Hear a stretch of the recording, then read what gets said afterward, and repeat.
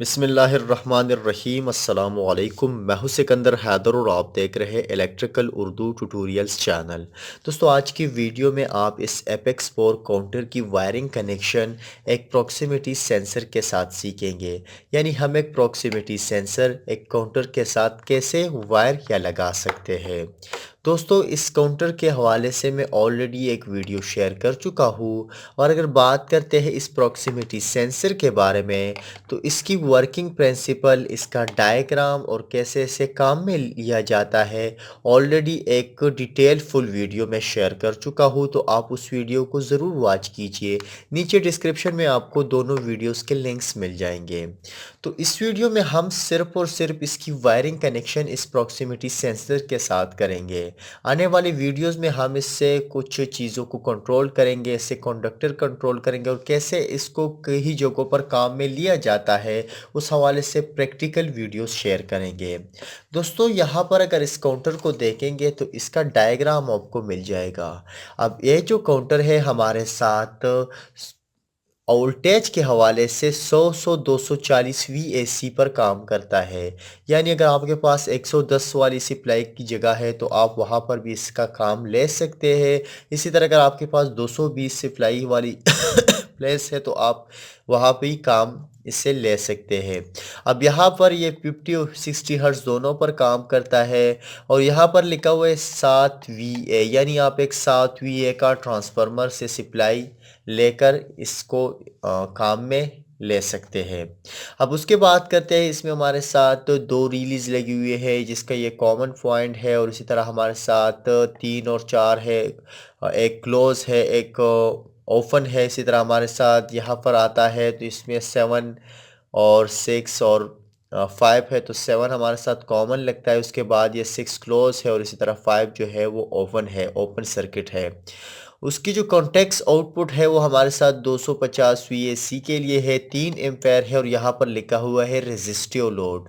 तो ये मेंशन किया गया है कि आपने इससे कोई भी इंडक्टिव या कैपेसिटिव लोड कंट्रोल नहीं करना है, बल्कि आपने इससे एक रेजिस्टिव लोड ही कंट्रोल करना है।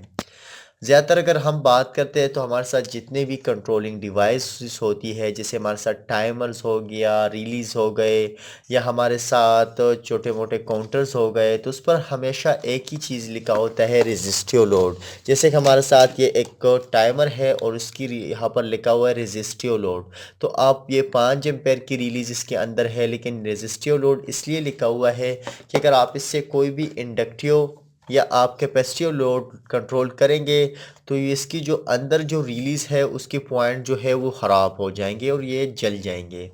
अब बात करते हैं इसकी वायरिंग के बारे में। तो जैसे कि मैंने आप लोगों को पहले भी बता दिया है कि ये एक ऐसा काउंटर है जिसके साथ सिर्फ एक NPN सेंसर काम कर सकता है।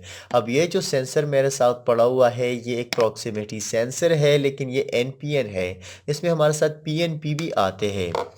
अब इसमें कुछ कनेक्शंस पॉइंट है, यानी हमारे साथ ये 12 वोल्ट DC है, तो ये 12 वोल्ट DC का मतलब है हमारे साथ ये पॉजिटिव टर्मिनल है। इसी तरह हमारे साथ NPN 10 में लगा हुआ है तो उसको हम कहीं भी छेड़ेंगे नहीं। हमारे साथ रीसेट के लिए एक टर्मिनल है, हमारे साथ CP1 और CP2 है। तो CP1 और CP2 हमारे साथ सेंसर के लिए इस्तेमाल होते हैं। कुछ सेंसर की स्पीड जो होती है सेंसिंग की वो ज़्यादा होती है, कुछ कम होती है, तो उसके लिए हम इस्तेमाल करते हैं। उसके बाद हमारे साथ ये जो 14 पॉइंट है ये 0 वोल्ट है। तो सबसे पहले हम इसको मैन सप्लाई प्रोवाइड करेंगे। तो हमारे साथ ये 1 और 8 जो है ये हमारे साथ मैन सप्लाई के लिए है। तो हम यहाँ पर दो वायर्स कनेक्ट कर लेते हैं और उसके बाद हम इसके साथ ये प्रॉक्सिमिटी सेंसर लगाएंगे और इसकी वर्किंग देखेंगे कि काम कैसे करता है। मैं यहाँ पर सिंपली दो वायर्स कनेक्ट कर लेता हूँ। ये हमारे साथ पहला जो है फर्स्ट टर्मिनल है तो 1 है, तो मैं इसके साथ 1 में एक वायर कनेक्ट कर लेता हूँ। उसके बाद हमारे साथ ये सप्लाई जो है दूसरे 8 में लगनी चाहिए, तो ये हमारे साथ मेरे ख्याल से 8 ही है, तो ये 8 हो गया। इसमें भी एक वायर कनेक्ट कर लेता हूँ।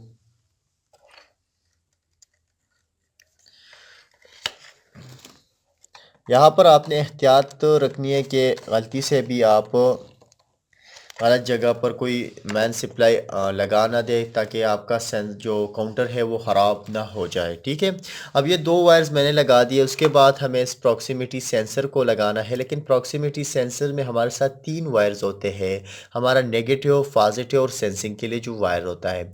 अब हम अगर इस प्रॉक्सिमिटी सेंसर को लेंगे तो हमारे साथ यहाँ पर तीन वायर है, ब्राउन है, ब्लैक है और ब्लू कलर का वायर्स है। तो हम पहले इस सेंसर पर देखेंगे कि हमारे साथ कौन सा वायर किस चीज़ के लिए इस्तेमाल में लाया गया है। अब अगर इस सेंसर को देखेंगे, मैं थोड़ा फोकस लेने की कोशिश करता हूँ, तो ब्राउन जो है हमारे साथ पॉजिटिव है, और पॉजिटिव ये 12 वोल्ट और 24 वोल्ट दोनों के लिए काम करता है। उसके बाद हमारे साथ जो ब्लैक वायर है वो सेंसिंग के लिए है, और उसी तरह हमारे साथ जो ब्लू वायर है वो नेगेटिव है। तो हमारे साथ हम यहाँ से कुछ वायर्स लेंगे, तो हमारे साथ सबसे पहले हम नेगेटिव लेंगे। तो नेगेटिव हमारे साथ जो है वो ब्लू कलर का वायर है। तो नेगेटिव हमारे साथ, जैसे कि हमारे साथ ये 14 नंबर का नेगेटिव है, तो हम यहाँ पर 14 में कनेक्ट कर लेते हैं।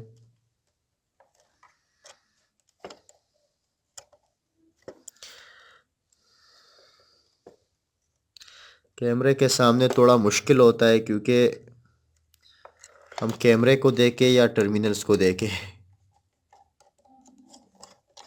अब ये हो गया हमारे साथ एक वायर कनेक्ट। उसके बाद हमने ये ब्राउन कलर का लेना है। तो ब्राउन कलर का हमारे साथ यहाँ पर 12 वोल्ट प्लस के लिए जो है 9 टर्मिनल है। तो ये हमारे साथ 9 टर्मिनल हो गया।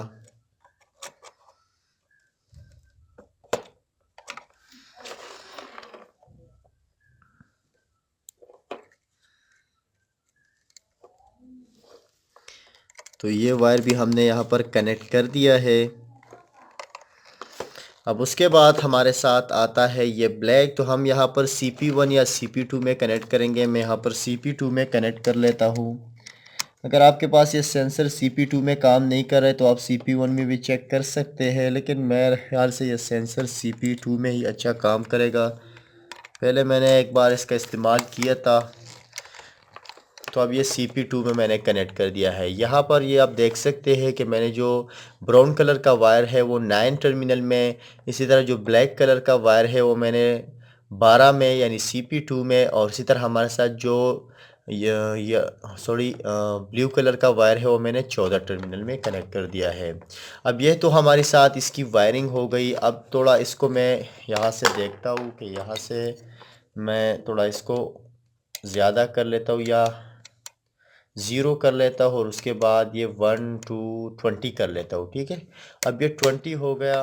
प्रॉक्सिमिटी सेंसर में यहाँ से सीधा रख लेता हूँ और इसको सप्लाई प्रोवाइड करता हूँ। सप्लाई प्रोवाइड करना है तो मुझे इसके साथ ये हो गया मेरा एक, ये हो गया मेरा न्यूट्रल, और मैं प्रोवाइड कर देता हूँ इसको पावर सप्लाई।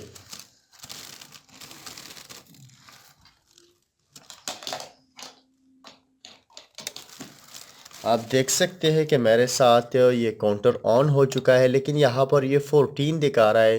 तो पहले मैं इसको रीसेट कर लेता हूँ, और इसकी मेमोरी मैंने ऑन कर रखी हुई है, यानी अगर इसकी उस पर लाइट चली जाए तो हमारे साथ ये मेमोरी को याद रखेगा, उसके बाद उसी काउंटिंग से स्टार्ट करेगा। अब मैं सेंसर को उठाता हूँ कि ये काम कर रहा है या नहीं कर रहा है। आप देख सकते हैं कि ये मेरे साथ बिल्कुल अच्छी तरह से काम कर रहा है, और जैसे ही मैं यहाँ पर 20 काउंट बराबर करूँगा तो ये अफ का जो और इंडिकेटर है वो ऑन हो जाएगा, यानी इसकी जो अंदर की रिलीज़ है वो ऑन हो जाएगी। आप देख सकते हैं कि 20 काउंट कंप्लीट करने के बाद ही हमारे साथ ये इंडिकेटर ऑन हो गया है। अब अगर मैं इसको रीसेट करता हूँ दोबारा से, तो हमारे साथ ये दोबारा से अफ का जो है इंडिकेटर जो है यानी रिली जो है वो रीसेट हो चुकी है। अब दोबारा से मैं इसको दिखाता हूँ कि यहाँ से कैसे काम करता है। ये नहीं कि इसको टच करना चाहिए, बल्कि इसके नज़दीक से सिर्फ गुजरना चाहिए, ये काम कर लेगा। ठीक है, सिर्फ गुजरना चाहिए। अब यहाँ पर ये 7 काउंट इसने कंप्लीट कर दिए। ठीक है, अब अगर इस दौरान लाइट चली जाए, ठीक है, यानी मैं इसको यहाँ से एक वायर हटा देता हूँ। ठीक है, अब देख सकते हैं मेरे साथ मैंने वायर हटा दी है, सप्लाई ऑफ कर दी। तो अगर मैं इसको सप्लाई प्रोवाइड करूँगा तो इसके साथ ये मेमोरी रहेगी, यानी इसको पता होगा कि मैंने 7 काउंट कंप्लीट की हुई है और 8वें से स्टार्ट लेना है। तो मैं यहाँ पर सप्लाई प्रोवाइड कर देता हूँ। अब दा आप देख सकते हैं 8 से ये स्टार्ट लेगा, ठीक है।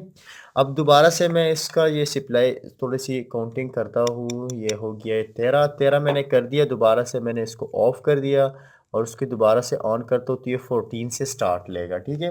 तो ये हमारे साथ मेमोरी को अपने साथ रख सकता है।